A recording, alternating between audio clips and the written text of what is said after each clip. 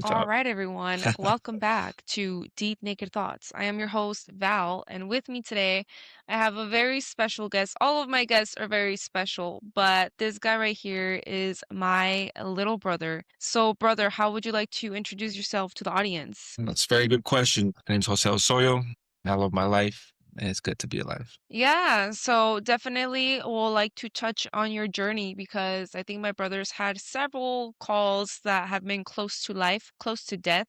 Yeah, definitely lots of close calls. So we will definitely touch on that life part. But if there's anyone that I can think of that has lived or seen my life, it's probably been you because you literally lived it with me. We literally shared a bedroom at one point. We both came here to the US as little kids. We both, had to assimilate, learn the language, grew up to be, I think, really good, productive members of society, and we're just out here living the dream and doing the best we can to help others. So, brother, what do you remember of our childhoods? Because we had really Right. interesting childhoods. Even when we lived in Mexico, we lived all over. And even when we lived here in the US, we lived in several parts. So, what do you remember just growing up? What do I remember? I feel like I remember a lot, even though I was real young when we lived in Mexico City. I still have vivid memories of always going to Coyoacan and walking around, getting ice cream, and just the music and the people and the color. I remember going to see you at your karate classes with mom and dad.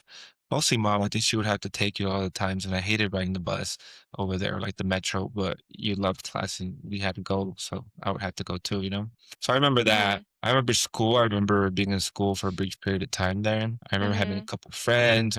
I remember actually this one time there was like this tree that I think it gave apples or something, the tree, it was an apple tree, and like there was a fence, and I remember me and my friends would jump that fence to go and like grab the apples because at lunch they didn't feed us enough, or sometimes they wouldn't even feed us, they at school didn't have money, so we would just Mm-hmm. be hungry. So it's kind of cool those memories, you know. But Mm-hmm. I have really good memories about Mexico City and our time there. Even though I was very young, I remember just being happy there.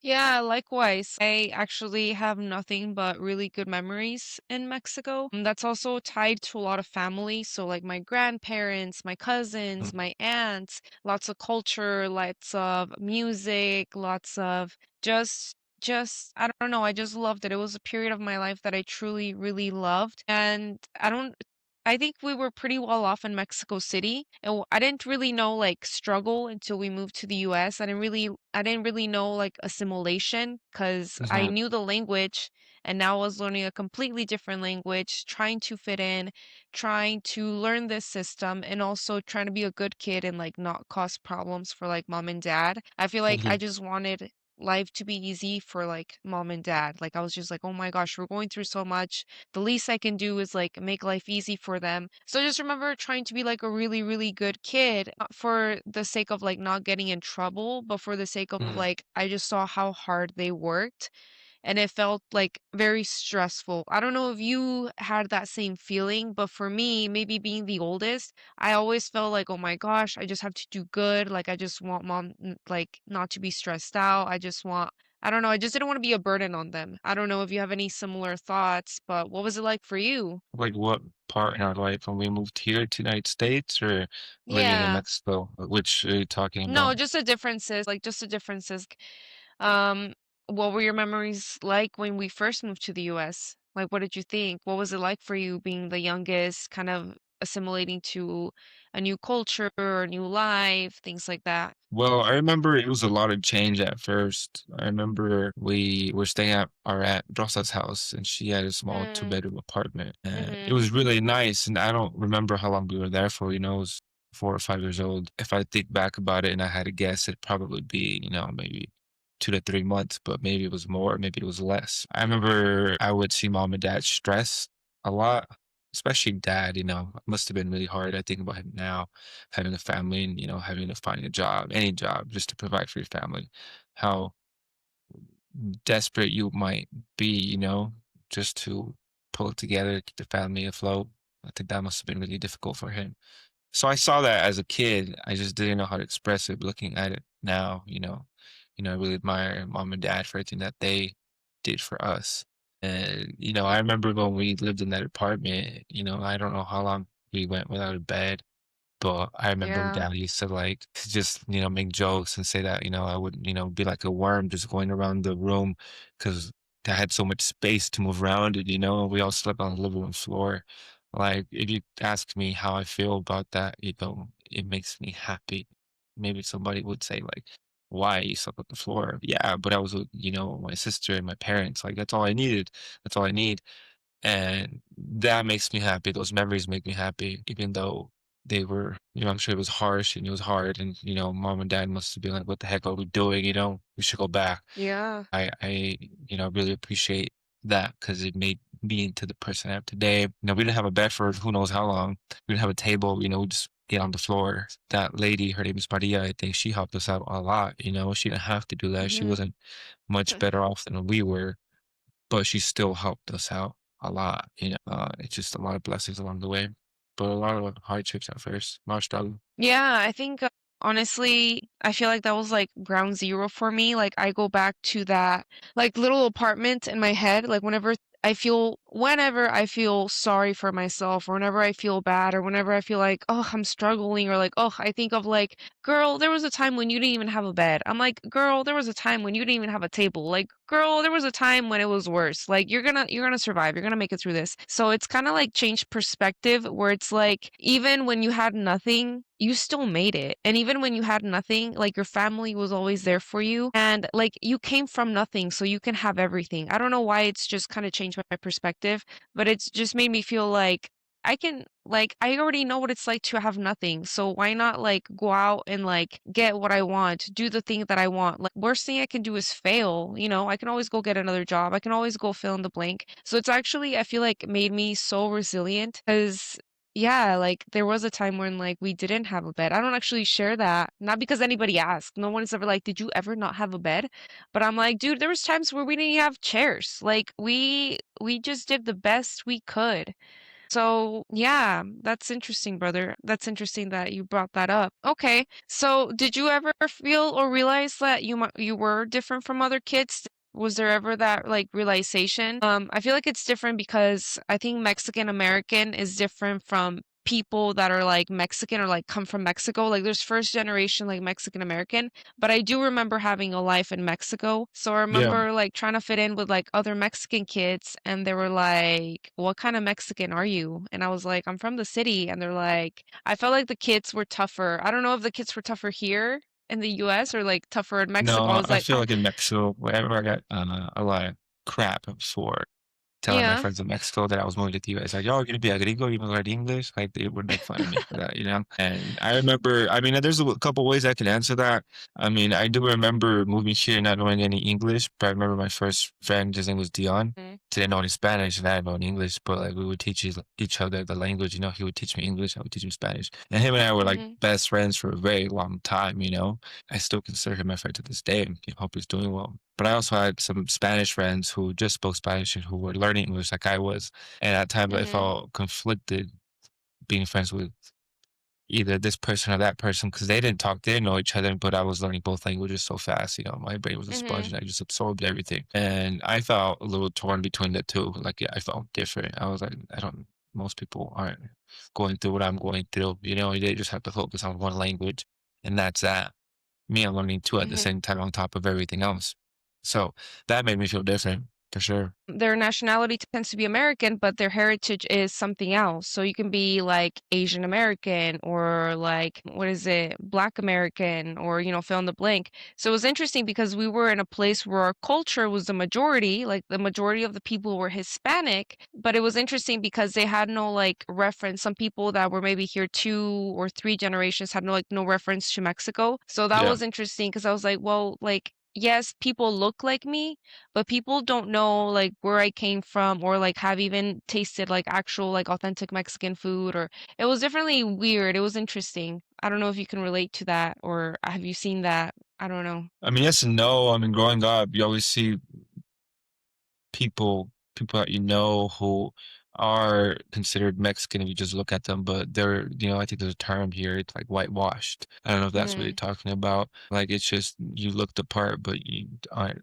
it's weird, you know. It's like you look Mexican, but you're really not. You don't even know Spanish. You're born in America. You're American. So I guess I could see that. I don't know if that's what you're kind of referring to a little Kind bit. of, kind of. Well, one of the experiences that I had, for example, and I don't know if you ever had this experience, but when it came to like gang culture, so we will talk about that later, but we went to like a really tough middle school. The middle school that we went to was quote unquote like ghetto, but I don't think so. I think it just made me tough. Like if my living circumstances were tough, my middle school made me extremely tough. But it was interesting because the way that I grew up speaking Spanish was a very proper Spanish, the way you speak it, the way you write it. And then some of the kids that I would go to, like would go to school to, they would speak Spanglish. And like when I would try to like have some sort of like communication or hang out with them, they Yeah. just saw me as like, girl, we're not like you. Like you're Mexican, but like you're not like this type of Mexican. It was like a very hood like Mhm. culture.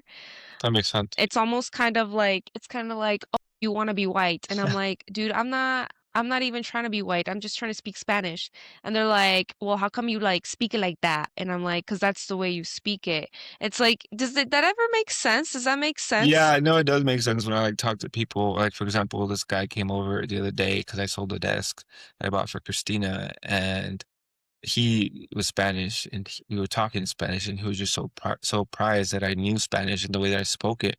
He's like, "Your parents must have like taught you real well, huh?" I mean, they did their best, you know. And I went to school, and I was, you know, in bilingual classes, so that helped out a lot.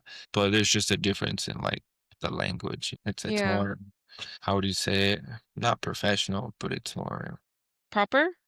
proper, I guess. Yeah, Yeah, proper, I guess. I'm also just proper really Spanish. thankful, yeah, that mom and dad never let us lose our language because if you don't use it, you lose it. So I'm just Yeah. really glad and thankful that also like it gives you kind of like an opening to any area of the world that speaks Spanish. Like should we ever go to Spain, we can speak Spanish. Should we go anywhere in Latin America, we can Well, talk. the four most popular languages on the world are English, Spanish, Portuguese, and French. I mean, knew Oh, that, so we already know two of them. dang, that's cool. We should learn a third. But no, that's really cool. So now I want to talk a little bit about our parents. So, we talked a little bit about our childhood, kind of like that backstory to who you are, who I am. Kind of, we both grew up in the same house. So kind of our story. Our parents. Do you think mom and dad were strict? If so, do you think it had to do with like just being protective, just kind of like, oh my gosh, what if they get in trouble? What if I have to speak to like somebody's mom? What if they do something? What if someone does something to them? Do you think mom and dad were strict, or do you think that they were kind of No. like, go live the world, go live your life? I don't know. What do you think? What do you think about mom and I dad? feel like a mix of both. I feel like they weren't really strict. I think that he worked a lot. The time that we had with him, we were happy as a family, and we were happy, I think, most of the time looking back at it. But I feel like I definitely, being the youngest, got away with a lot, and being sick a lot. So I would take that to, I would use it for my advantage, and I would use it to like get out of school a lot, you know, where I'd rather stay home, play video games or watch TV, or I was always allowed to go to my friend's house, so I think more than you were. I think they were a lot more lenient with me. I don't think mom and dad were necessarily strict. You know, I remember mom taking my GameCube away once, and she gave it back to me like within a couple hours, you know, because I was just at home doing nothing. So she's like, "Here, you can have it back." I mean, they weren't really strict with me. They were always like present, and they were always telling us what's right and what's wrong. You know, I think that was really important because no matter what I was doing, and I was always, you know, for the most part, pretty good. I knew that there was a fine line that you don't cross, and you feel it. I think it's a feeling that you have as a person, just this is right, this is wrong. You feel that you have that. Everybody has that, in my opinion. So I think I always try to stick to that, you know, and never Mm-hmm. cross that line. But I don't think that they were really strict on me personally. Yeah, well, I think they were strict on Uh, me. Just kidding. Maybe because I was the oldest, but not necessarily strict. I think they had like really fine expectations. Like these are the yeah, expectations, and like we do not lower our expectations. So they definitely had very stern, very high expectations for both of us, which I think is good because they saw like how smart you could be or how capable you could be. So I think it's like, no, like you cannot just be a couch potato, like go do something. I think they just instilled like a very like hard work ethic for both of us.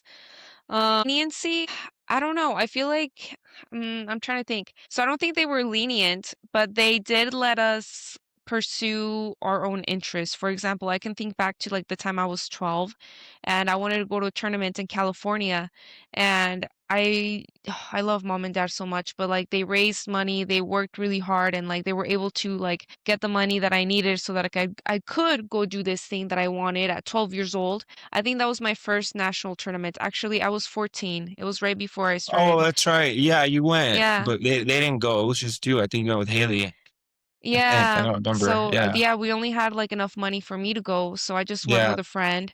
I was like, I was good enough to qualify, and I went, and I like, I'm always grateful. I'm just like, dang, like they really let me do that. Like they were like, all right, we'll have fun in California. Like, I don't think it Hmm. was anything crazy. Like lots of people go out of state and compete, but the fact that they were just like, yeah, we trust you to like do good and be good, and like we feel like you're with safe people, so like go out and give it your all. So I do see that and like how they did that, and so it makes me think about being a parent. I'm like, would I let my kid just like, see you I think later, they have like mom? that old school trust mentality. Back then people would trust each other more. So even though that they were here in the US and didn't really know anybody besides like our aunts and uncles, they saw that there was a strong community at maximum. And maybe that's why they trusted, the people you went with to take you and to take care of you. You know, Yeah. I don't think that exists anymore, not as much. I mean, it's rare if you ask me, but I think it's still out there. It's beautiful. Mm-hmm. I think before Yeah, you it were does like, scare you, thinking about having kids. Yeah. right, like at the age of 9, I think you like booked a trip to like New York, or like you went to go see a few cousins. I mean, it's not that bad. You went to go Mhm. see family, but they just like put you on a plane. They're like, all right, see you later. Like, Yeah, yeah. just like I think figure it that out. was like in elementary school, and I went to Virginia for a month, and I never been to Atlanta. I never walked an airport by myself, and I had a chaperone, but she just kind of told me where to go, and that's it. It was a big ass airport. It was intimidating because I was a kid, but it was fun. I think that helped me, shape my future because I'm not scared to travel by myself. I've never felt that way. I'm always like down for an adventure. I think that's good. Yeah, you know that movie Home Alone? Because you were so little. In my heart, because I'm your older sister, in my heart, like you were so little, and I'm just like, my brother just booked it to like Yeah. Virginia. He just left. I think you were like 8, maybe younger, 7 or 8, and you just like packed your bags Hmm. and left. Yeah, that was Just fun. like, what? What in the world? Let's see. What lessons do you still carry from mom and dad? So we're like reflecting back, like what are some of the things that, yeah, that you carry about them that you learned from them? Honestly, now that I'm gonna be a dad in the near future, I think about that a lot, and it just makes me think about how grateful I am for the way that they raised me.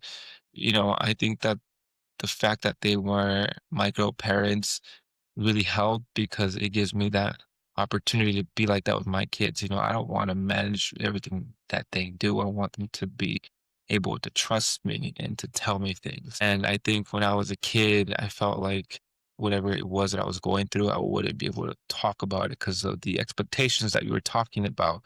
They were just so high. I felt like I couldn't get an F in school because they were gonna like get mad, and really I just needed extra help. I just needed a tutor. I just needed a little bit more time with the teacher. But instead I would get nervous or scared and I don't want to tell them about it. So I want my kids to be able to talk to me about pretty much anything. And the older that I've gotten, the more I look back and think about our relationship as, mom, dad, and myself and how open we are now.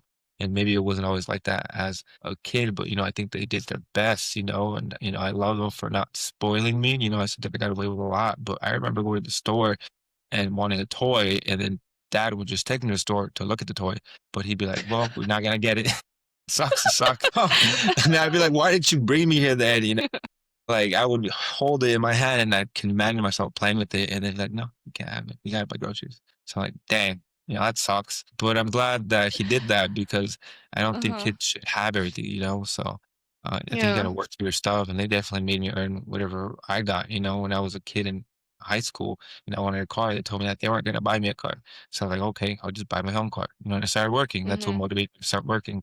So even though they didn't intend on that, it still was a positive effect on my life because just everything I've learned along the way. I love mom and dad, and I really appreciate everything that they've done for me. And they still continue to help me. All the time they come over and whatever it is that I need. I'm always asking mom and dad for help, and I love that. I don't want to think about the day that I can't just call mom and dad. see how they do.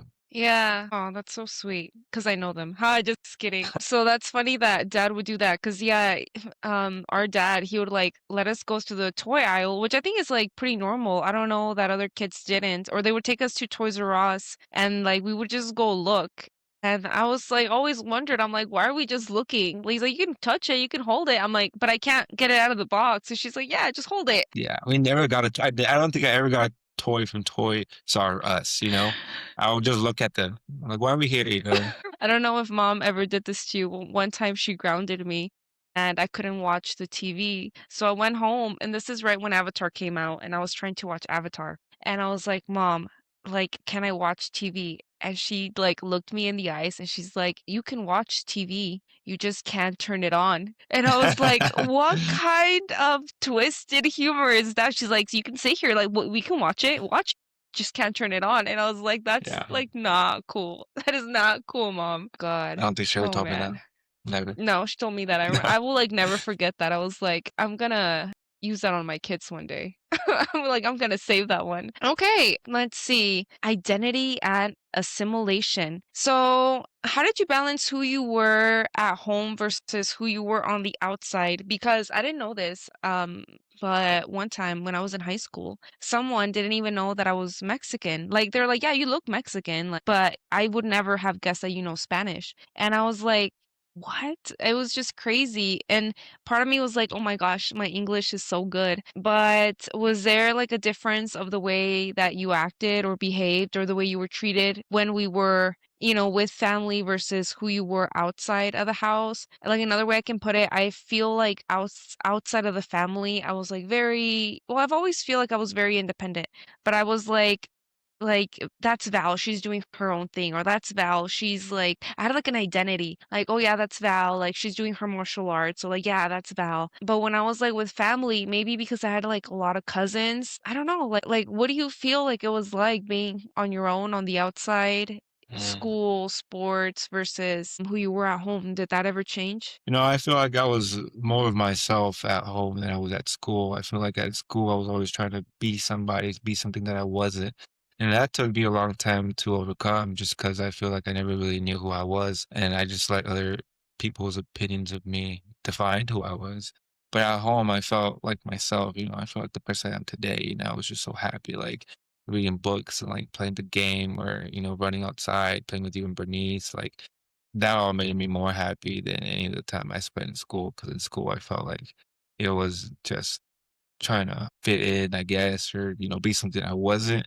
Also, I feel like I got picked on a lot in school when I was a kid, like in elementary school, because I had hairy arms or because I didn't really know English just yet, and that took a toll on me when I was a kid, I think it lowered my self-confidence. And at home, I didn't even think about that, I was just happy to be home, be with you and my own dad. And I enjoyed, hanging out with Marcos and Javier. It made me so much more happy and made me feel like myself more than anything school could have ever given me.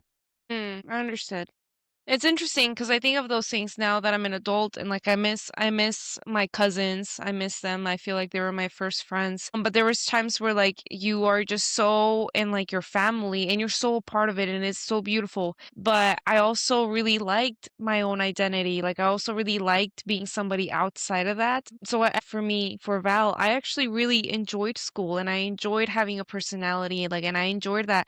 And I think out of both of us, like, you'd be like, "Where's Val?" And be like, "She's at school still." And it's like, "It's Mhm. 4 o'clock." And like, I really thrived in it, but I'm trying to understand your experience. Let's see. Okay, did you ever feel like you had to hide parts of yourself to fit in, whether it was with family or with friends? It's a good question. I don't think so. I feel like I've always been pretty open with what I'm interested in, what I like, whether it be Star Wars and carrying lightsabers around or, video games, my Nintendo DS and my PSP, that all is an identity, a part of me. In school, I was sort of the same. I hung out with kids who enjoyed the same things that I did. I feel like I never really hid who I was from anybody. It's just I was a little bit more recluse to who I show that side to, and even to this day, I don't talk to a lot of people, I'll say hi to people and I'll be kind, but for the most part, I just do my own thing. And I've always been like that. And I've always been introverted and I really love it. I think there's power in it.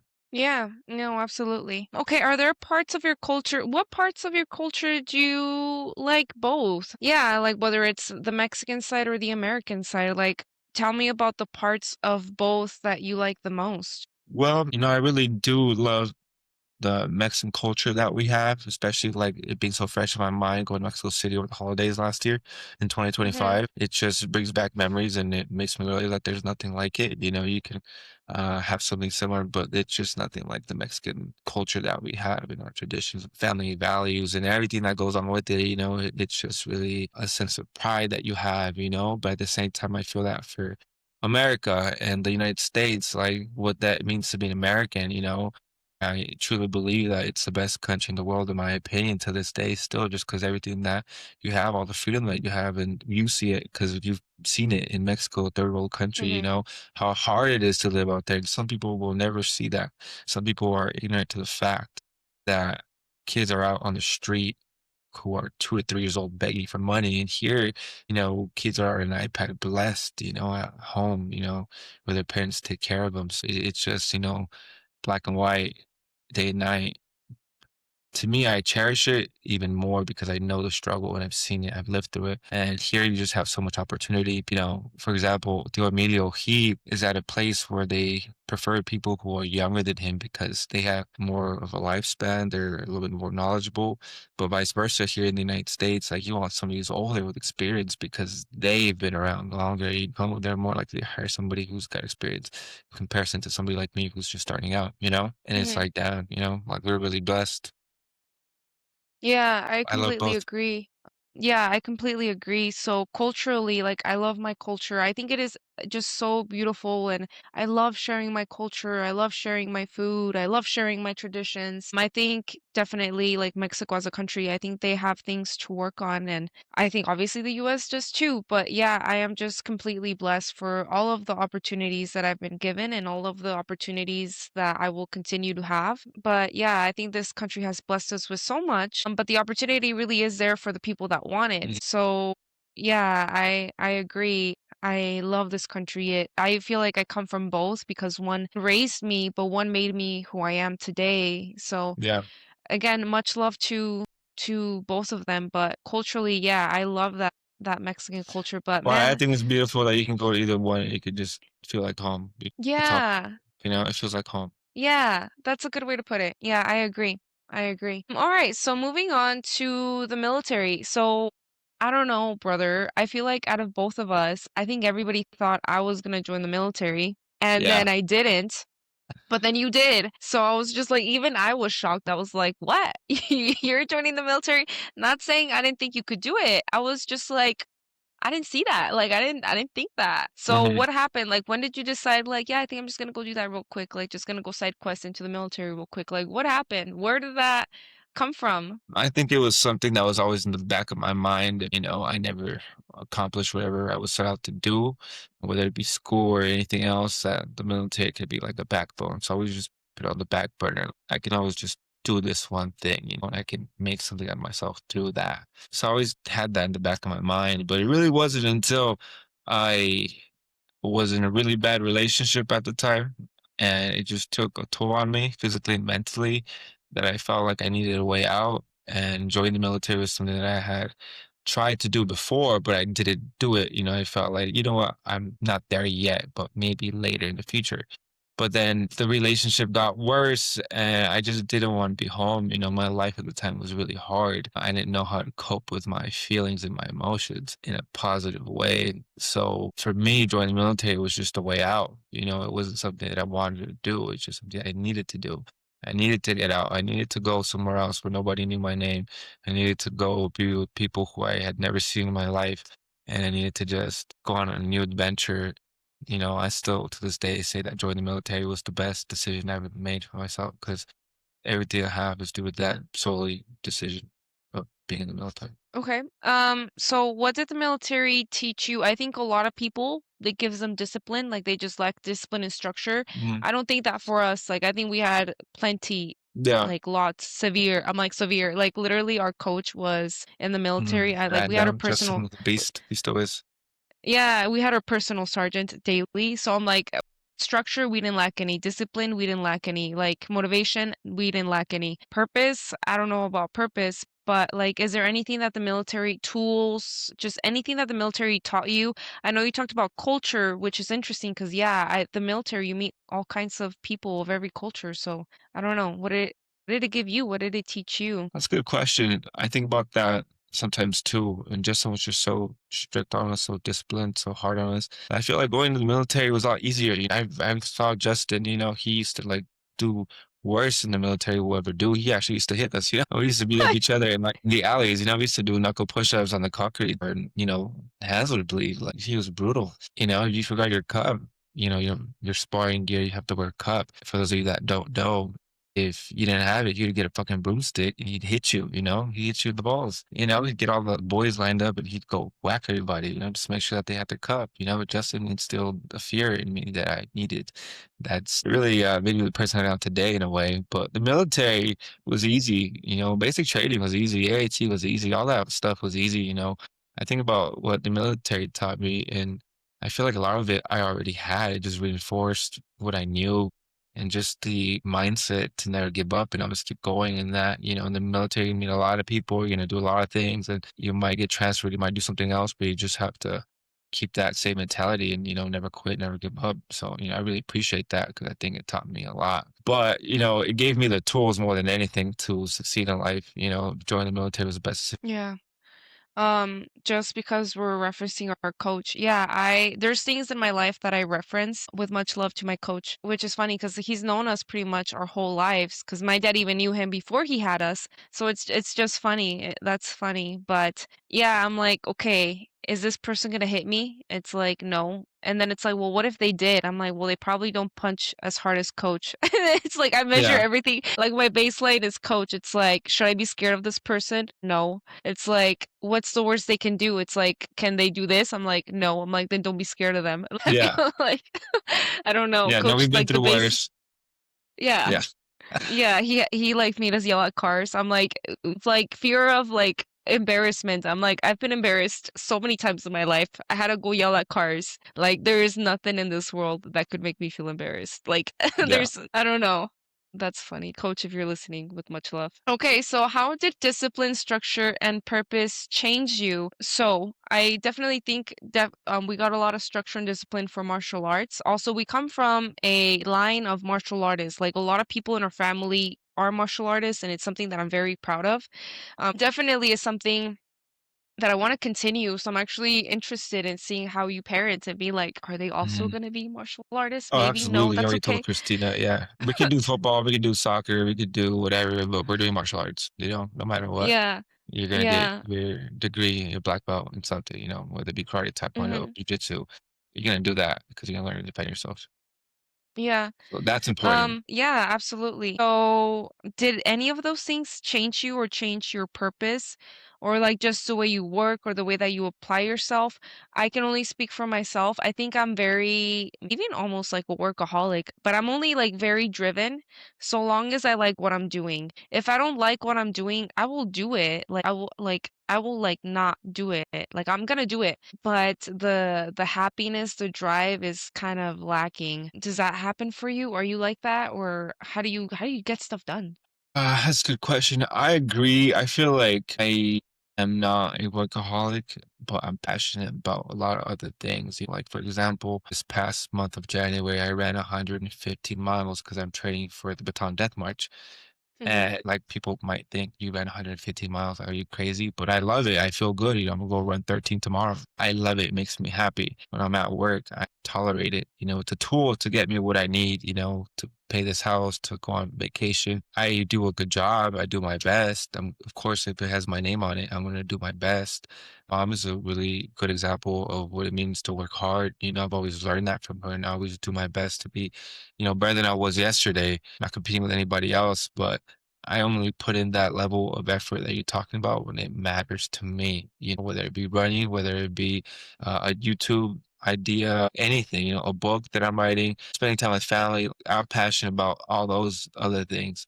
And, I really do pray that I find that in my work one day so that I could give it my all, because sometimes I feel like I'm wasting my time because I'm not doing what I love. but I'm working towards that goal and that dream, and it might not happen today or tomorrow, but in the future, whenever that happens, I'll be ready and I'll give it my all, you know? But I think it's Mm, important to work hard, and, the military does show you that, no matter what, it's other people that you have to take care of who are your brothers and sisters, really, because you're gonna go to war with them, whether you like it or not. So you just always have to show up for them, you know? You might have a bad day, but hey, you gotta suck it up and keep on pushing. yeah. One of the things that you touched on, I definitely am glad that we're talking about the military. Another one of your passions, I know that you are a huge advocate for cancer and cancer Mhm. survivors and veterans. I do want to briefly talk about YouTube because I feel like YouTube was kind of in the works before you even got cancer. I feel like that was something that you were working towards, and then cancer happened, and there might have been like a bit of a disruption because of treatment and life. But then you still afterwards, while doing treatment and stuff like that, to recovery, you recorded a lot of that footage. But was there ever a time like that you decided like, I know I want to do YouTube? I do have a time like I remember this, and maybe you will remember this too. But mom and dad raised us Catholic, and we would go to like these Catholic meetings. I don't know if you remember this, but growing up as Oh, kids, yeah, yeah, they yeah, I would remember. hang out with their comadre and compadre, and they would have like little meetings, and they would like whatever, right? Yeah. And YouTube had just come out, and this is when Charlie was big. Do you remember Charlie? Like Charlie the Yeah. unicorn, and like, it was just YouTube was like it was in its early stages, and literally the video quality was like, I don't wanna say crap, but I'm like, you could post anything and go viral. Like, it was so fresh that everybody was just like, "Let's look this up." And I just remember, like, I wanna be on YouTube. Like, that was like I just remember, like, I don't know how or why, but I wanna be a YouTuber. And then I had that same thought in high school. I just didn't know what I would post, and I didn't have the gear or equipment to post just yet. Even like the camera resolution, I don't think you could direct upload from your phone back then. Maybe you could. Maybe I just didn't know. But I knew I wanted to do YouTube, but I was like, no, I don't feel ready just yet. So what was your experience with Mm. YouTube? Like, how did you think of like, I want to upload, or like what happened? Honestly, you inspired me to do YouTube, but before that, I remember years ago, Vine was very popular, and I had an iPhone, I had an iPod, and I tried to make like Vine videos. I really enjoyed doing that. I guess I just wasn't very good at it, and then whenever I did try and do it, like I would do it by myself. I needed somebody else. I would try to get Alan to do it with me, but he's like, "What the fuck are you doing, bro? Like, let's go do something else," you know? So like, all right, let's go do something else. So I just kind of put it like on, back of my mind, like, it's cool, I like it, but I'm not really into it. I stopped caring about it, growing up. I would watch YouTube, but I never had the thought of like, I could be a YouTuber. Never crossed my mind until you started talking about it. And I started, thinking about what I like to watch and what I could do with YouTube. That's how it all started really with you and inspired me to do it. And I remember I recorded that one video at mom's house when a couple weeks, months after my sweet spot for everybody who wants to do this kind of stuff, I think they call Mhm. it a niche. Like everybody has that, niche and they could do whatever they want and someone's gonna watch it, And Mhm. that's really it started with you, so thank you for that because you inspired me to do Mm. a YouTube. I think we were always very creative and very outgoing. Even before that, I remember there was a video, and you made this video at Young's Park, and I think it was like an Oh extra yeah. credit. I think you were in the Yeah. media program or Yeah. something like that. And I don't know if you were trying to make a Vine, but it was like you and your friends doing parkour. It actually came out really, really, really cool. Yeah, I Like remember that. Terry helped it me on was, that. He did it for me. oh, I mean, I really? helped him, but it was my iPhone and his computer, and he helped me put it together. Really, he put it together. I just kinda told him what I wanted it to look like, so I can't take credit for that. But I remember recording, Mm, like, I had a lot of fun doing that, like, that I don't even know what we were doing. I think we were, like, recreating the Boston Tea Party, but we just saw a bunch of Mexicans and recreating the Boston Tea Party. Oh my gosh. I don't know what we were That's doing. You just funny. saw a Like bunch of modern. Mexicans jumping on a wall. It was crazy, dude. It's It funny. was it was intense, but I think I was in high school. I must have been like a freshman or sophomore. And then I remember like you were at the park for like maybe 3 days, like back to back to back. And I was like, what are you doing at the park? And you're like, I'm recording. And I'm like, what are you recording? And I remember seeing the finished product, and I was like, I was genuinely really impressed. But by this time I was already thinking like I want to do YouTube. When I was in high school, Vine, you talked about Vine was really big, and I was like, this would blow up on Vine. Like this is really good. But yeah, just having that outlet to like record, it was just still very new. Like now there's CapCut, Yeah. there's a ton of editing apps. I think the point of entry level is definitely a lot easier. Also, like we didn't have like this cool editing software or like the tech that we have now. And I don't mean to say that like how do I explain But you it? know what I think We've about that computer we had? Sorry, cut you off, Val. I'm sorry. But that computer that mom and dad bought us, the one that was touchscreen that had camera, like we would have just they had a cool editing app on there. I don't know what it was called, but we would always get on it and like it would like, kind of what Snapchat is now. But if we would have mhm. just used that to like talk to people, we had like little, airplanes going around us, like we would have done so much, because nobody had that. We were like so ahead of the game at that time because we had a Mhm. computer that did all that. In my opinion, I wish I would have maybe Played used it with it more more. for yeah, but we just kind of like fucked it out with it. Yeah, I don't Which is think we cool. like Which is tapped cool into too. its full potential. I think No, I no, like I made a didn't know. lot of CDs back in the day. I burned a lot of music. I made a lot of CDs. Yeah, yeah, you played a lot of games on the computer too, and then I I used played to a watch lot a of lot of games. I movies. did. Yeah, I know. So yeah, we did not utilize that to its fullest potential. And then also the apps, because a lot of my editing now is done on my phone just because it's quick. I can do it at any moment in the car, like on a bus, so I do a lot of my editing on the phone just because it's portable. And so yeah, back then it was just I just didn't have like the brain capacity. Like I just was not thinking at full potential. Like I think back of like little Val and I'm like she was trying, but her brain was just not quite there yet. Well, I just didn't know nothing about like Windows and Google and software updates and how to take care of a machine too, because it's nice to have all this, technology in front of us. If you don't take care of it, then it really doesn't mean much, in my opinion. Yeah. Okay. So I guess we talked about YouTube real quick. Lastly, what do you think people misunderstand about the military experience? Is there anything that you wish people understood about the military or something people get wrong about the military? What comes to my mind right now is just a sacrifice that you make. Joining the Mm-hmm. military is a big sacrifice on the people you love. And that's something that I didn't understand until I left. And I realized, like, wow, this is just training, but I could be in another part of the world in a couple of months for whatever reason. And my family and I have to pay that price. Mostly them because I can't see them. Like, I'll be okay. But it just sucks because the military really just takes you away. And a lot of people don't come back. So there's a big sacrifice that comes with joining the military that I think a lot of people know, but until you experience it, then you understand. Mm-hmm. It's- that's really all that comes to mind. I think the military is great. I don't know if people think about it, and some people really hate the military, but for me, I could never speak bad about it. It's given me so much. Mm-hmm. I love the military. I love our troops. I'm proud to be a veteran. I'm always going to be that way. I'm proud to be a Mexican American who joined the military, who was a soldier, who's a veteran now. Like I have all that. It really doesn't mean much. Like you could take all that away from me, and I'm still the person I am today.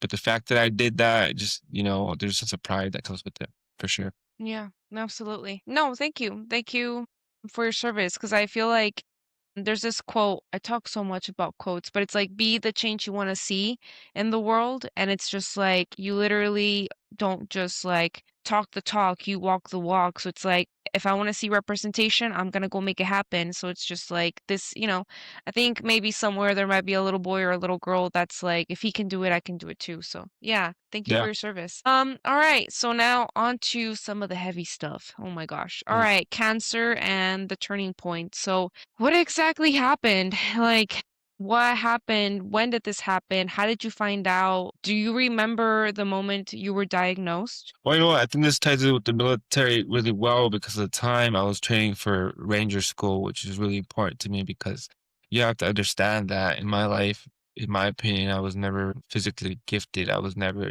considered an athlete by my own standards. I was somebody who I would call the Tom Brady in life. For example, I didn't know how to run. I had to learn how to run. I'd go to the park and throw a football, and friends of mine would be like, "You're running flat-footed. Like you need to run on your tippy toes." And that whole summer, I just trained, ran on my tippy toes. Just I didn't know how to run. I remember this one time when I was a kid. I must have been like in third or fourth grade, and this is really important because I think about this quite often. How we were out for PE, my class and I, and I was never like in the back. I was never in the front. I was like somewhere in the middle. Not the fastest, not the slowest, just kind of pushing. There was this one kid, his name was Edward. He was like real skinny. He was from the Philippines. He was real fast too, real fast. And I remember Edward, he would be the first one running in front of us. but he would run so far and then he would just walk because he realized that he had a nice gap and he could just take a break. And that used to drive me insane because I had to work for everything that I had every single step, and he's just coasting, he's just walking because he's just that good. So that day, I remember I said, I don't care what happens, I'm just gonna keep running. And I eventually like caught up to him, and he had to, run faster, run faster.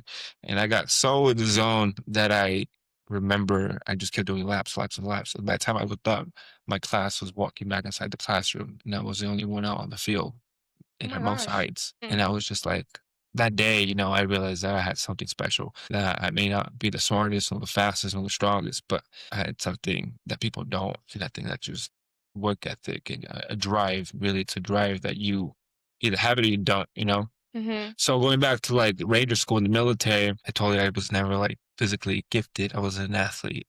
And a commander told me if I wanted to be a Ranger, that was like the ultimate uh salute that anybody could give me. I was like, me? Like, I'm not special, I'm just a guy. But at the time, I didn't, really see all that I was doing. Sometimes I just tune out and kind of like that day running. I work harder, but I don't give myself the recognition. Whenever he asked me if I want to be a ranger, I was like, well, yeah, I want to be a ranger. I'll go to school. I don't care. Like, I'll train even harder. And I did, I was training really hard. I put in so much work that year to change my life around. And, I said that I was in the best shape of my life. And, I might have been, I think I'm a lot better now, but I'm so much smarter now. But back then, everything was lining up for me and I was going to be a ranger. I was not going to go to school anymore. I'm okay with the fact that I'll leave home again for a year or two, whatever I have to do to get my Ranger tab to just embrace it all. And then I got diagnosed with cancer. Mm, And it wasn't just like that. It was slow, it was painful. Your body stops working. You don't understand.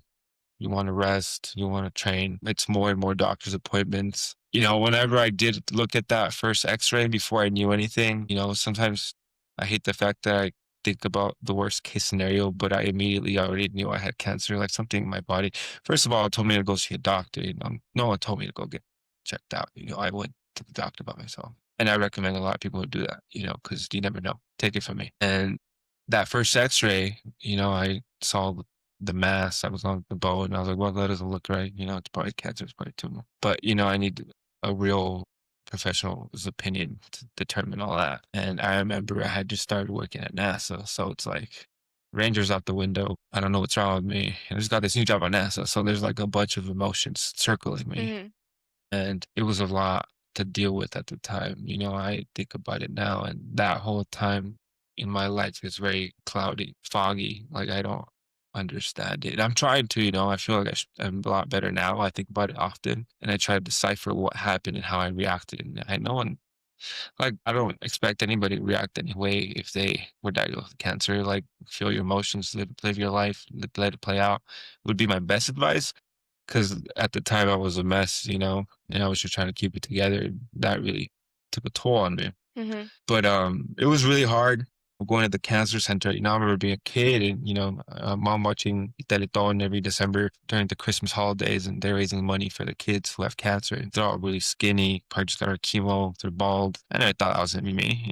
You don't think that growing up, mhm, and that wasn't. I never went through chemo. I never had radiation. I had multiple extensive surgeries that really uh, change who I was because that time I was training for this one thing and my entire life revolved around my physical ability.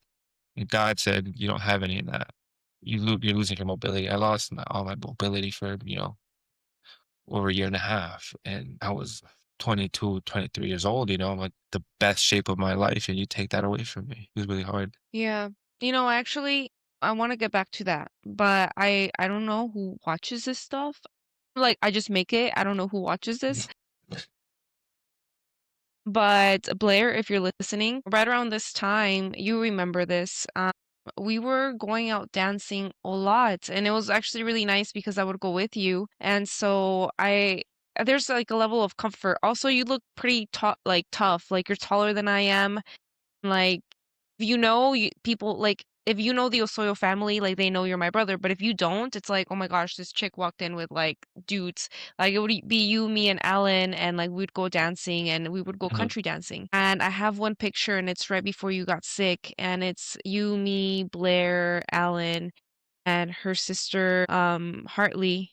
It was Brock. It was, Hartley Brock, and it was crazy because, like, literally a month later, like, her sister passed away and you got diagnosed with cancer. And, like, it was, like, the hardest thing in my life at the time. I like in my life in a sense of like when you go through something, usually you can fix it. Like you're like, well, I gotta get my shit together, or like, well, I gotta fix this, or like, well, I gotta fill in the blank. But whenever something happens to somebody you love and like you can't do anything about it. Like you can't fix it. Like you're not the doctor. You're not the one taking the x-ray pictures. You're not the surgeon. You're not the, like you can't actually tangibly manipulate, do anything, touch, fix. Like you like can't fix it. Mhm. And you're like, holy shit, like I can't do anything about it. All I can do is like be positive and be here for this person. Also, you were the one going through it, so you're just like you're benched. Like that's how it felt. It's like you're benched. You can't do anything. Also, you got to be there for moral support. Also, you're processing. So it was like it was a really hard time in my life because it was just yeah, it was just I've never navigated that. I'd never been in that position. I think you did your best, though, and I think that you really helped me out a lot, and you were always there for me. And I think it was hard on all of us, no one would have expected that to happen to anybody in the family. And the fact that it happened to me, I think about it and I'm just glad it happened. I know that may sound crazy, but I'm so thankful to God that it happened to me because it's made me the person that I'm today. And I wouldn't want it any other way. At the time, you don't think about it like that. In retrospect, I'm grateful, but at the time I was so angry, so frustrated, so much emotions were running through my veins that, it was just ugly. It was a mess, but I'm grateful and I'm happy it happened. And, I think it brought us closer, even though I feel like it pulled us apart because a lot of stuff came out, unhealed trauma. It was a hard time in our life. All of us, mom, dad, you and me. It was a hard time. I think we all had to deal with our battles and try to do our best we could. But, everything happens for a reason, and I wouldn't change a thing. I really wouldn't. How do you think it changed us as a family? I feel like it brought us closer, but before we got closer, we had to be split apart. I think everybody was trying to cope in their own way. Mom, dad, you, me. So I think we were just all separate, and I feel like we are trying to heal, trying to be there for each other, but at the same time, there was just a lot of I don't know how to explain it. It was just a hard time for all of us. Well, I think it was like the first time that I saw like mom and dad cry. Like, I mean, I saw them like tear up every now and then. Like, I remember when grandpa died, like my dad, he cried, he's like, yeah, like I lost my dad or like I lost my mom. But this was a different kind of pain. Like, your son is hurting. Also, you can't do anything about it. I think this is probably the one time that I saw mom cry a lot. And she would talk about it. Like, sometimes she would just go drive just so that she could cry because she didn't want to cry in front of you because she's like, well, I don't want to like be a negative energy or be inside the house just like moping like my son needs me. But yeah, it was definitely a hard time. I do think that it's brought us closer. And actually, I think it's given me a lot more freedom. And you're going to be like, how so? Like, what do you mean? I do think of like the worst case scenario. And it's like, all right, Val, like, for example, let's just say I make a video and it's like the cost of entry. It's like, what's the worst thing that can happen? Somebody writes a negative comment. Oh, no. What's the worst thing that could happen? Somebody calls you a fill in the blank. Oh, no. It's like the worst thing that could happen is something happening to my brother or happening to my mom. It's like if the worst thing that can happen is somebody laughs at me, like it's not that bad. Like if the Mhm, worst thing that happens is like somebody writes a negative review or a negative comment, it's not that bad. It's like it's not that serious. mhm, So whenever I do stuff, it's like, is my brother gonna get sick if I post this video? No. So it's like then just freaking do it. So I don't know. yeah, It's like I feel like it's made things a lot more lighthearted. Also, oddly enough, I feel like it's made me, I don't want to say chase happiness, but it's like I only have one life, so I might as well be happy. Like if I'm gonna struggle, for example, YouTube, it's like if I'm gonna do this and it's maybe it doesn't take off right away, maybe it takes a year or whatever, but I'm happy doing it. So if I'm gonna struggle, I might as well be happy versus struggling and doing something that doesn't make me happy. Happy. So I don't know. I feel like it just brought us a lot closer, and a lot of the walls that were up, I feel like a lot of those walls just came down. And I think now mom and dad are like, all right, they made it, like they're successful in their own way. Like I think they just want us to be happy. I actually Okay. think it's not like how much money or what are you doing? It's like I just want you to be happy. I don't know. Yeah, I agree. Okay, so what did cancer strip away and why was it important? So for me, I think something that it like took away was a lot of like pride. I definitely, I don't want to say like I'm not prideful anymore, like I don't have any pride, but I think it just like what's the most important thing? My family, like now, like my husband and our future kids, but also like you, mom and dad, Christina, it's like they're the most important thing. So Yeah. like what did cancer kind of like take away? Maybe fear? Are you like less scared? I don't know. Definitely less fear. I feel like there's nothing really that worse that could happen to me. You know, I've already feel like I've been through it. I've been through such a hard thing in life at such a young age that there's little to nothing that can scare me or move me or shake me. You know, I don't feel no type of way about anything. Let's get it on. You know, what else are you gonna do? What am I gonna get sick again? No, we'll just go through that again and come out the other side like we did this time. You know, never give up, never quit. Mm-hmm. But I think the mentality that's changed is, and this really matters to me because it's, depending on work, I see some people work 16-hour shifts, back to back to back, or feel like they have to be at a job. And to me, I'm like, this is all nice and it's a great job, but at the end of the day, they'll get rid of you if they don't need you. And Mm-hmm. I come here to do what I need to do, but I know what it's like to lose everything that I had literally, besides my family, of course, but all that, the social contract and the concept of having to work and be at this office for 12 hours, that's not real. That's just the way I make money. I'll go make money some other way if I need to. So I always feel like my family and the people that I love come first no matter what. And I never feel any type of way that, I'm going to lose everything if I don't go to today to work, go to this job, no, fuck it, live my life. That's how I live my life. Like I'm just free. There's a sense of freedom that comes with being sick and facing death. That the second life that you get, the second life that I have right now that I'm living, I make the most out of it. And there's nothing that can stop me or hold me back, So that it's really freeing, you know, Yeah. being on the other side now. Um, I agree. I think whenever you talked about like wealth, purpose, I think, like time is money and like you could do like time is money and also like work smarter, not harder, where like yes, you can work 12 what is it 12-hour shifts or like 24-hour shifts. Like you can work as long as you'd like, but you can't do that forever because eventually like you got to rest, you got to eat, you got to sleep. Yeah. So kind of like work smarter, not harder. But also, whenever I get scared, I literally go back to that little apartment that were you and I, mom and dad, we were cramped. We didn't have anything. And it's just like, I feel like I've already survived. I don't want to say the worst thing, but it's just like, I've already done that. Like, I'm not scared. And I know that's not what's going to happen. So that's one thing that keeps me going. Okay. So moving on to lessons learned. So what does resilience mean to you now? Like, what does work look like for you now? Like what do you value now? Just time more than anything because Mhm. time is all you have in this life. And Mhm. it's worth more than anything. Time spent with family, time spent doing the things you love. So it's just really all about having time for the things and the people you love. And sometimes I feel like I don't have a lot of that, especially right now because I work nights and I'm on a different schedule. It's just hard to see Mhm. everybody do the things that I love.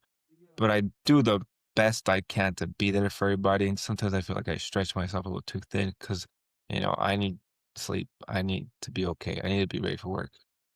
Mhm. But are we still talking about cancer and like the aftermath and like the resiliency? Is that what we talking about? Yeah, just resiliency. Yeah, just kind of Yeah, like just what resiliency means to you now. Like, I don't know. I Yeah. mean, it's just the concept of never giving up, never quitting, I always just push it, go one more, do another mile, just keep on running. I love endurance sports and I'm so happy that I got into them recently. It's something that over the years I've gotten into and now it's reached a level that I don't think I can ever stop participating in marathons. I'm doing an Ironman at Ridoso in July, which I don't know if you know what that is, but that's where it's a triathlon. You swim in an open water lake, 1.2 miles. Mhm. you bike 56 miles and then you run a half marathon right after, back to back to back. And I never imagined myself doing anything like this, but it took getting sick Mhm. to push me to do things like this and to raise money for veterans and cancer survivors. And it just goes with resiliency and endurance and just pushing, just going more, never stop, train, eat right, eat healthy, do the right thing when nobody's looking. So that's just who I am, what I live by, what I do, and I wouldn't want it anyway. I'm never gonna stop doing that. Like it's just a part of me, it's second nature. And Mhm. just keep on going, never stop, no matter what. Mhm. Has your definition of success changed, especially when we were kids? When we were kids, like, what does success look like for you? What did you think, like, oh, when I grow up, I'm gonna be successful? Or, like, what did you think success was when you were a kid versus, like, now? What does success look like to you now? I guess when I was a kid, I was so torn with leaving our family in Mexico behind at such a young age because it means so much to me. At the time, it's all I really knew.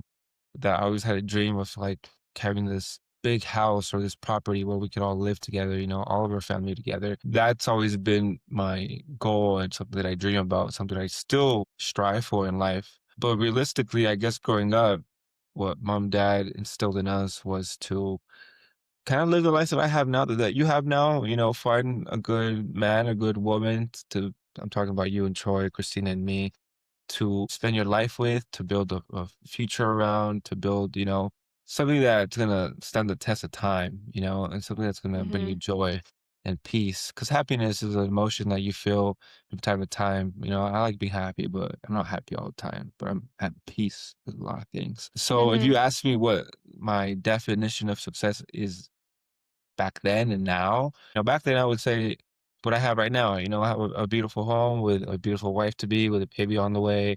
I have a great job. I'm 26 years old. I have a truck that's paid off. I've had cars in the past, a beautiful Mustang that I used to have. Like I've done a lot of stuff already. In my opinion, I'm already successful. I've already made it in one life. And now it's like, okay, you did that one thing that your parents and you set out to do when you were a kid. You've done that. Okay. Now what can you do now on your own? What's something that you really want? You really want that big complex for the family to live out? Or do you want, one of the things that I really want is just like a ranch somewhere out in Colorado, a plot of land where I could just be at peace, surrounded by mountains and water. And I want that, so why not go get it? That's the Mhm. next level. That's what I want. So I'm gonna figure it out how I'm gonna do it. It took me 10 years to get to this point from 16 to 26, it's 10 years of me working hard. Okay, the next 10 years, I'll be 36. What can I do then? I love my life, but I don't always want to be here. This is just where I'm at right now. And that's a good and bad Mhm. thing because I feel like sometimes I feel like I don't know when to stop. I can't just enjoy the moment. And I'm working on that. I really am just trying to appreciate what I have. And I do. I'm so happy. I'm so proud of myself. But at the same time, I can't be complacent. I think complacency is always the same as laziness. Yeah. You're sort of the same too, it's just always like, "Okay, great. I did that one thing. Good job. What's next?" Because I always gotta Mhm. keep, pushing and leveling up and being better than who I was. So, it's a good and a bad thing, but I wouldn't want it any other way. Yeah, I think of like some mentors that even you've put me on, but for example, like Can't Hurt Me by what is it, Goggins, David Goggins, of just like one thing that like think of is like just keep climbing that mountain. But it's true. Tony Robbins has another quote, and it's like, if it's not growing, it's dying. And that's basically like the moment that you stop growing, either like growing in a way like you're not getting older, you're dying, like you're not gonna turn maybe 98 or 90, whatever. Like you've stopped growing, like you're going the other end, or like a plant or a business. Like if your business is not making money, if your business is not growing, it's either stagnating or dying. If your relationship is not growing.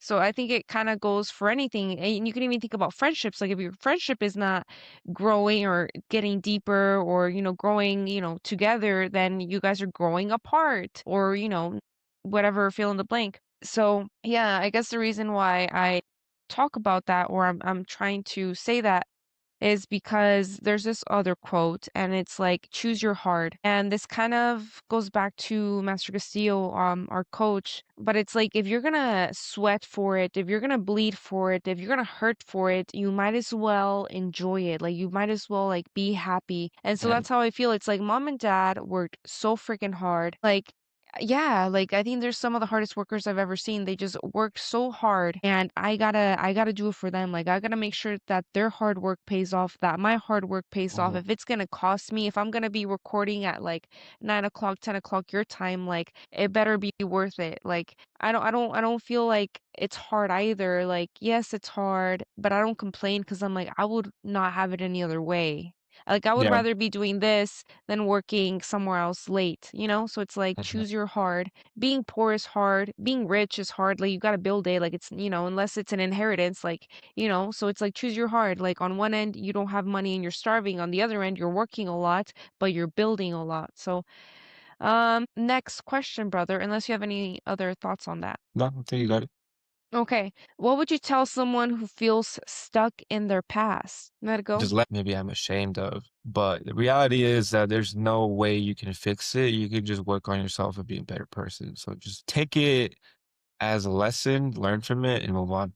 Because honestly, the past is the past, and there's nothing you can do about it. But just remember it. It's good to remember, and whatever it is that you're going through, just Mm-hmm. think about what you did before and how you could be better. And that's it. Just let go, but always remember. Okay, this question is, I don't know if it's like phrased weirdly, but what do you think survival, do you think we were ever in survival? But what do you think survival teaches you that comfort never can? Hungry. Mom was very hungry. She was always in survival. Her mentality was just fight or flight, in my opinion. It was hard to just really kind of enjoy what we had. I think about that with Christina and me and our baby. Thinking about how we're now first generation Americans, you and I, because dad didn't really grow up here. He grew up in Mexico City. He had a life out there, but he brought us here. So we're first generation, right? Well, Mm-hmm. we got to live life differently in survival mode for a long time. Now that we're older, Mm-hmm. maybe it's a little bit different, but you and I are still thinking about what we're gonna do in the future and how we'll be better than mom and dad, right? They've always told us that they want us to be better than them, and if my dad could do it at 42, accomplish all that he's done in a new country, then what can we do with a whole life here? Okay, Mm-hmm. well, our kids are gonna have even better than we will. They're gonna live that comfort. I was talking to Christina the other day how, maybe I'll have time to take, our kids like fishing or like on a camping trip or on a really nice 2-week vacation somewhere. Things that dad never could do, not because he didn't want to, just because he couldn't. It was a different time and the mindset was different. It was survival. It was just like we just got enough to get by, and then a little bit more, but that's it. You know, like I said, I wouldn't want it any other way, but I think about what our kids are gonna inherit and like how much we'll be able to do with them. The things I wish I did with dad, I wish I went on hunting too with dad. Doesn't mean I can't do it anymore, but I'm excited for that with, my son or my daughter. So Mm-hmm. that makes me happy. I think about that sometimes. Mm. I love that. I think one thing that survival has kind of taught me is just to always be grateful. And I think this comes from mom. Like, it doesn't matter wherever you go, even if they don't treat you right, just be like, all right, thank you. Like, you have a blessed day, or like, you know what, thank you, go with God, or like, thank you. Um, you Yeah. know, and even if it was like bad, obviously be thankful when things are great. But even if things are bad, just like thank you and then like remove yourself, but just always be thankful for, each experience. And then just to not be wasteful, like I am actually pretty I don't want to say not concerned, but pretty I think about like not wasting food, water, clothing. Like I really try to live below my means. There was a time in my life where like once I had money, especially when I started working, I was like, "Oh my gosh, I can just buy myself stuff." I don't know if you ever experienced that, but whenever you started making money, definitely for me, I was like, "I don't need anyone to get me anything. I can just get it myself." But then kind of going back to like, yes, you can, but also like, I don't want to say live below your means, but just be appreciative. Like I am more appreciative of all of the things that I have. Yeah. So yeah. Okay, so brother to sister moment. What was it like watching me grow up? What was it like having an older sister? What was it like being a little brother to me? Like Mhm. yeah. I think it was great. I think we had a few years where we weren't all that close, but just from beginning to talking about me and Kinder to like maybe a second year in middle school, sixth or seventh grade, I think we were pretty close and we had similar interests and, we would always hang out after school. We would go to sort of programs together. We played Nintendo together. Like we had a lot of fun, I think. And then of course you got a little bit older and some of your interests changed and I was still a kid and you I think let me be a kid and just still love those things. I think in high school, we definitely went our own separate way and it kind of goes back to what we talked about, how I didn't really know who I was and I wasn't doing necessarily the right things and I hung out with wrong crowd. And I think you try to pull me away from that, but at the same time, you can't let me be who I wanted to be then and find my own way. So, I thank you for that too.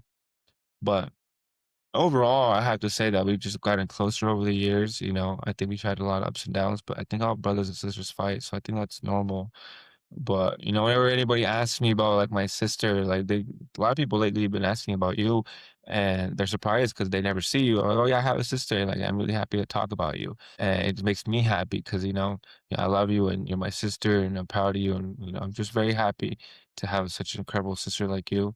There's only one of you, of course, but I do miss you. And whenever those people ask me like, oh, where does she live? Like, what she do? Like, it makes me happy to talk about you, because I'm not alone, I'm never alone. I'm always I first and foremost have God, but I always have family around me, and you might not be able to relate to that because you're out in Washington State, right? But, Mhm.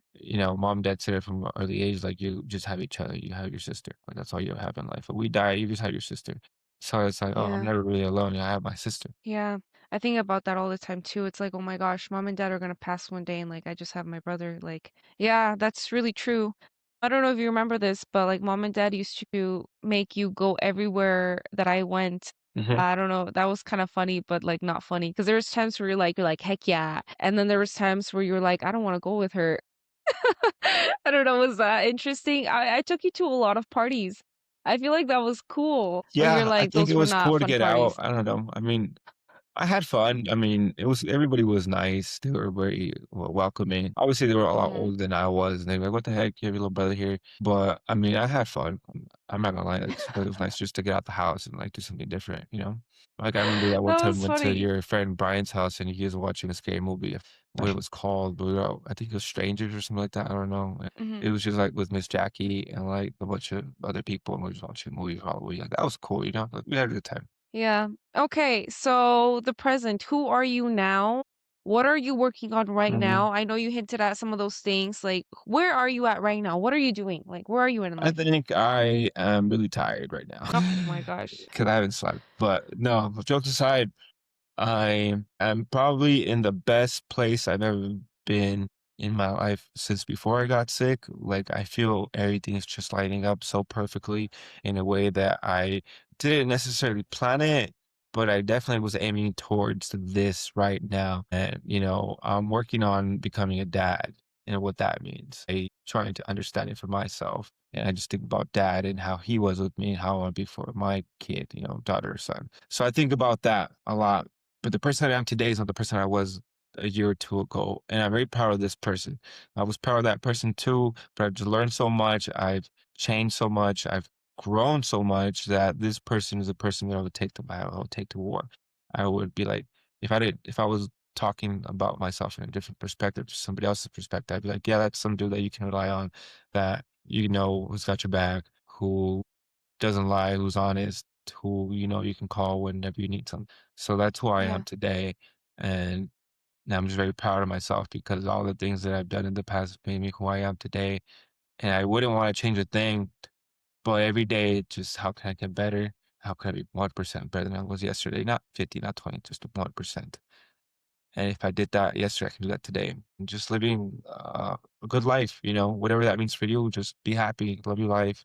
Wait, it's short. And also do things that you love, have goals, chase things, fail a bunch of times. Yeah. I'm working on a book talking about my life and what I've been through and what I was and who I am and what I'm becoming, a son, a father, and a good person. More than Mhm. anything, just be a good person, be there for people, even if you don't know people, how I'm working on the book. I'm working on YouTube. YouTube's something that we talked about earlier. And for a while, I took a hiatus. I just stopped posting videos because I got fed up with trying to fit a criteria. And I wanted to do something for me, something that made me feel good. So I started doing that again. And I'm really happy to be back on YouTube and posting videos. And I don't care if nobody sees it. I'm just going to keep posting because, this is something that I want to tell you. Sometimes I look at people on YouTube who are really big now, and I go back and watch their first videos, and those videos have a lot of views. And it's like I might be making a video for somebody 10 years from now, because no one's gonna see Wow. this right now. But 10 years from now, somebody would be like, "Oh, look where he started. Like, look at this conversation. Look what he was thinking back then." I do that. I Mhm. know somebody else will do that eventually too. Mhm. So, um, Okay. So to wrap some of this up, like what message would you give your younger self? What would you tell little Jose? just never quit, never give up, persevere. Go through it. I feel like I've always had that mentality. I've always felt like no matter what, I was gonna be successful, no matter what I did, whether it be school, I dropped out of college 3 times, the military, whatever it was, I was gonna do something big, whatever that meant to me. I've never been afraid to Mhm. start over. You talked about how we slept on the floor, that's true. We didn't have anything, that's true. I'm okay with going back. I know I'll be just fine. It's so harder now because I have a family to take care of, responsibility, not to just take care of myself, but other people too, I have more responsibility than ever, but that just makes me stay on the straight line and do the right thing. So if I had to tell my Mhm. younger self something, just to not quit, to keep going, to love life, to be who you are more than anything, just be who you are. That's like my message to like the world right now. Is just be who you are, love your life, and do the things that you want to do, like who cares, just Yeah. do what you want to do. All right. One last question. This one is a little hard. I actually don't know what I would say, but someone facing illness, hardship, or fear, what would you tell them? Try and find peace Mm. more than anything. I was really angry when I got diagnosed with cancer, and I wish I wasn't so angry back then, but I just didn't know how to handle those emotions. But I would just search for peace, not happiness, not joy, nothing, just peace and accept it. And, we could die tomorrow. You could die in a car crash tomorrow. I could go to work. So the fact that you're sick and you're dealing with something is terrible, but it's not the end of the world. Because it wasn't the Yeah. end of the world for me, and it's not the end of the world for you either. And if it is, well, then just enjoy every minute you have right now. Yeah. What closing thoughts do you have for the audience? So just anyone listening, anybody that maybe knows you or anyone that doesn't know you, maybe a little kid out there listening, like what are your closing thoughts for the audience? Like where can they find you? What do you want them to know You about can find me on you? YouTube, Osollo Jose at youtube.com. You can find me on Instagram. You can find all my links on there if you want to like search me up. That'd be cool. You don't have to. But really just, I'm in a really good place right now. I'll be a dad. I'm like so excited to be a dad and like take my kid running and hiking and shooting and fishing and all that stuff. Like we're gonna be in the outdoors all the time. I'm gonna buy the baby like his own little gaming setup, and I'll have somebody to game with, somebody to teach the baby chess, so we can play together. Like I'm so excited to be a dad. Like you have no idea. I love Christina so much, and she's a blessing. I just thank God that he put her in my life because she's just an incredible woman, and I love Christina. Like I have the most amazing partner I could ever ask for in the world. God bless her. God bless us. God is good. Man, I'm just such in a great spot right now. Like I'm blessed. Like I don't need anything else. Yeah. Yeah. All right. Well, I don't have anything else, but I just want to thank you for doing this interview with me, for sitting down with me. I love you and I've missed you, and it makes me so happy to see your face. And I'm also really happy to just share you because I look up to you. I know you're my little brother, but I look up to you. So I'm really hoping that your words reach the people, the audience, the people that need your message. So I just want to say thank you. Okay, Val. Thank you. I love you too. We'll talk soon. Okay, be safe. All right. Proud of you. Thank you. Mwah. Bye. Okay, bye.